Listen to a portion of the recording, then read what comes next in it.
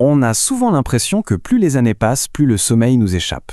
C'est une expérience que beaucoup de gens partagent. Mais qu'est-ce qui se passe vraiment au fond ? Dans notre corps, dans notre tête. C'est ce qu'on va explorer ensemble en regardant de plus près les changements du sommeil qui viennent avec l'âge.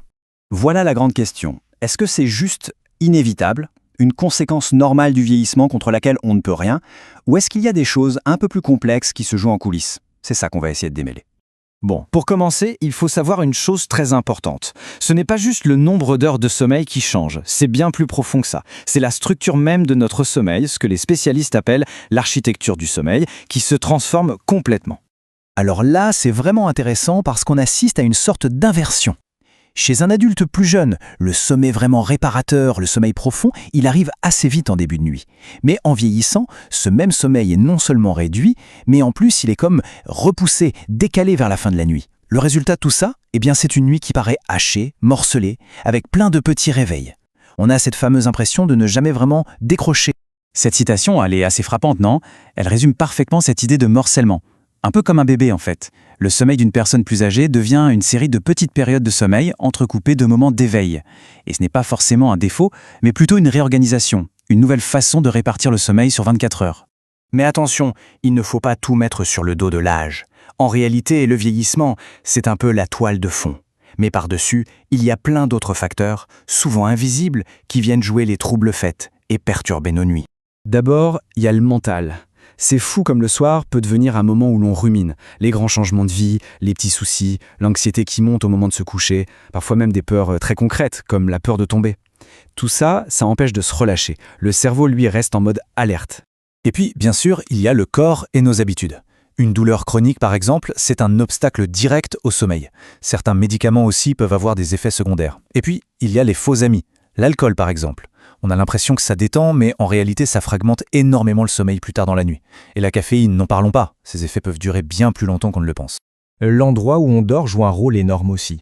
Une chambre un peu trop chaude, un bruit soudain. Avec l'âge, on y devient plus sensible. Mais l'environnement, c'est aussi social. Le manque d'activité, de contact dans la journée. Ça peut mener à la solitude, à l'ennui. Et tout ça, ça ne prépare pas vraiment à une bonne nuit de sommeil. Disons que l'oisiveté, ça n'aide pas à dormir. Et ce qui est crucial de comprendre, c'est que le manque de sommeil, ce n'est jamais un problème isolé. Non, c'est un véritable effet domino. Ça se propage et ça finit par toucher tous les autres aspects de notre vie, de notre bien-être. On le voit très bien ici. Un mauvais sommeil peut provoquer des étourdissements, ce qui augmente le risque de chute. Ça peut rendre la concentration super difficile, donc la communication devient compliquée. Ça peut même créer une angoisse, l'angoisse d'aller se coucher parce qu'on sait qu'on va mal dormir. Bref, chaque besoin fondamental est impacté. Bon, face à ce constat, on fait quoi ? On baisse les bras ? Pas du tout. Heureusement, il existe une vraie boîte à outils, pleine de stratégies concrètes et pratiques. Alors voyons ensemble ces solutions. En fait, on peut voir ça comme 4 piliers. Le premier, et c'est le plus puissant, se réveiller tous les jours à la même heure. Ça recale notre horloge interne. Ensuite, l'exercice, même doux, ça améliore la qualité du sommeil. Éviter les stimulants comme le café après 18 heures, c'est une évidence. Et surtout, il faut dédramatiser. Si le sommeil ne vient pas, ça ne sert à rien de s'énerver au lit. Mieux vaut se lever, faire un truc calme comme lire un peu et attendre que ça revienne. Se créer un petit rituel le soir, c'est une super façon de dire à son corps « Ok, c'est le moment de ralentir ».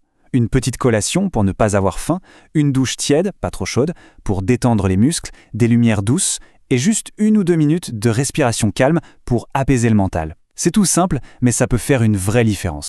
Mais le plus important, c'est de personnaliser. Il n'y a pas de solution miracle qui marche pour tout le monde. Si c'est la douleur, le problème, on va d'abord agir sur le confort physique. Si c'est plutôt l'anxiété, parler, se confier, ça peut être la clé. L'idée, c'est vraiment d'identifier la cause principale du problème pour y apporter une réponse qui soit bien ciblée. Finalement, tout ça, ça nous amène à une réflexion un peu plus large. Et si on se trompait de combat ? Cette bataille pour avoir absolument 8 heures de sommeil d'affilée, c'est peut-être une fausse bonne idée. Il s'agit peut-être de redéfinir tout simplement ce que c'est une bonne nuit. Et donc, pour finir, on peut se poser cette question. Et si on arrêtait de se focaliser sur le nombre d'heures, qui est souvent une source d'angoisse en soi ? Si on se concentrait plutôt sur la qualité du repos, sur comment on se sent au réveil ? Peut-être que la clé, ce n'est pas de lutter contre le changement du sommeil, mais plutôt de l'accepter et de s'y adapter pour trouver enfin un repos plus serein.